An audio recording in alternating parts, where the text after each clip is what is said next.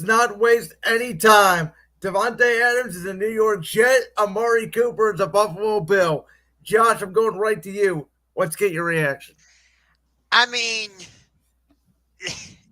neither of these trades are a surprise. One, because the Cleveland Browns are a total dumpster fire, so good for Amari Cooper to get out of there and actually play with a good quarterback in Josh Allen.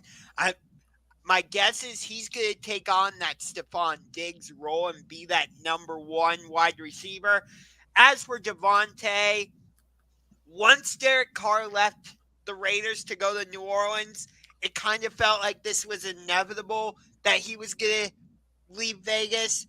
And he was saying he either wants to go to New Orleans or the Jets. Makes sense. Both trades make sense. Jalen, let's go to you. See, now the writing was on the wall as soon as Derek Carr left. The writing was on the wall. If you watch the receiver documentary, you heard Davante say, I need to get the hell out of here ASAP because I'm getting injured and I'm hurt. And this is the most injured I've been in my entire career. But for the Browns, the writing was also on the wall. I mean, he didn't want to be here. Who would want to be here right now? I feel like anyone in their right mind would want out of Cleveland. I even think our own fans want out of Cleveland because I sure do, and I'm a Lions fan. So this begs my question: Is Myles Garrett going to be a Detroit Lion or what? So, we'll get to this later because Aiden Hutchinson suffered a season-ending injury, but Myles Garrett is a partial owner of the Cleveland Cavaliers. My friend pointed that out to me earlier. So I don't think that's going to happen. But it's interesting you brought that up because I put out that exact idea in my giant group text earlier. So maybe I you think, and I are I more mean, I similar than think you think, Jalen. the Lions would have to give up. And again, it's completely off topic, but since you brought it up, I'll address it. I think the Lions would have to give up two firsts at least for Garrett. I would think. You know, That's why I think you go get Crosby, right? well, that's the other thing is, and again, I find it so funny because it relates back to the Davante Adams aspect, which is, remember when Davante Adams and Max Crosby pounded on the table about Antonio Pierce? We can't let this guy out of our building. He's going to be the perfect head coach for us. And now look at him now. Max Crosby's pushing assistant coaches. We've never seen him do that before. Davante Adams clearly fell out of love with the Raiders. He's now a New York Jet. Here's the thing from the Davante Adams side, I'm surprised this didn't happen sooner, like you both alluded to. Aaron Rodgers and the New York Jets are now basically the Green Bay Jets. Randall Cobb, Alan Lazard, Nathaniel Hackett, Aaron Rodgers. I mean, you name them, they're with the Jets. All of Aaron's buddies that are allowed to be with the Jets are with the Jets. The firing of Robert Sala, which we were not in the air for last week due to prior commitments with baseball, and Josh was working the Cavs preseason game last week. That was all orchestrated, obviously, by Aaron. They even stripped Nathaniel Hackett of play calling, but the Jets are Aaron Rodgers' franchise now. And for Amari Cooper, you know, I know a lot of people out there were saying Buffalo could go after Davante Adams, Buffalo could go after Amari Cooper. And I think Amari Cooper has a better personality than Stephon Diggs. I don't think he's as much of a diva as Diggs is. But we saw last night, even without James Cook in the lineup, Buffalo is a run first football team now. They use a lot of two tight end personnel. Dalton Kincaid, Kincaid and Dawson Knox. So I don't know. I think Amari Cooper is going to have a better season, obviously, in Buffalo than he did in Cleveland. He suffered with drops while he was here this year. Part of that could be, based off the quarterback that we're going to get to.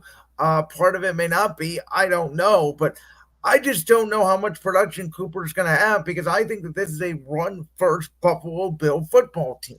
So when I look at the Bills situation, I think I feel like they've got this division kind of locked up. I know that the Jets are still somewhat in the picture, but it feels like, from my perspective, the Bills are viewing this as we've got the division locked up already because the Patriots aren't going to be a threat. The Dolphins clearly aren't going to be a threat. And I think it's more likely the Jets end up as a wild card team. So the Bills, I think, are making this move because they want to try and hang with the Chiefs, the Ravens, the Texans. It almost feels like Buffalo thought that after all the chaos they went through this offseason, Stephon Diggs and losing all their various defensive pieces, it almost felt like Buffalo viewed the season as a rebuild year. And then they saw how well they were playing. They're like, oh, nope, we're still one of the top teams.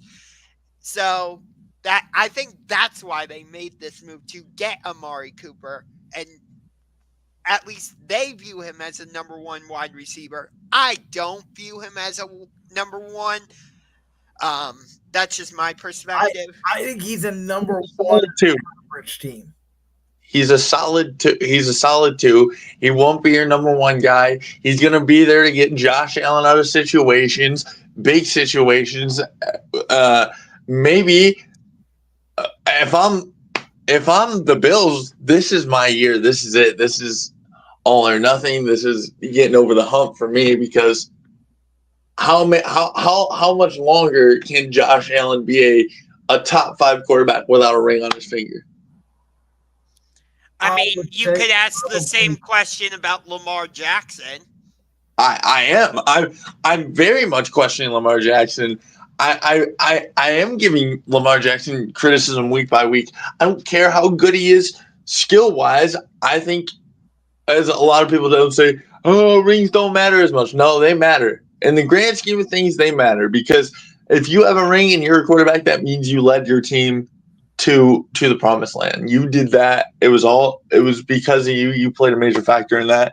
And I'm putting a lot of guys under that threshold, and Lamar Jackson is one of them. Josh Allen has been one of them for the last 4 years. I mean, for goodness sake, how long could Stephon Diggs stand on that field? We've all seen that meme where he's just standing there watching the Chiefs celebrate year after year. If I'm Diggs, how much longer can I stand that? You can't stand. Yeah. Well, in fairness to both of those guys, though, they've only really lost to one person in the playoffs, and he's that guy wearing 15 in Kansas City. We'll get to that later. He pisses me. Yeah, we'll get to that later. He's a cocky guy.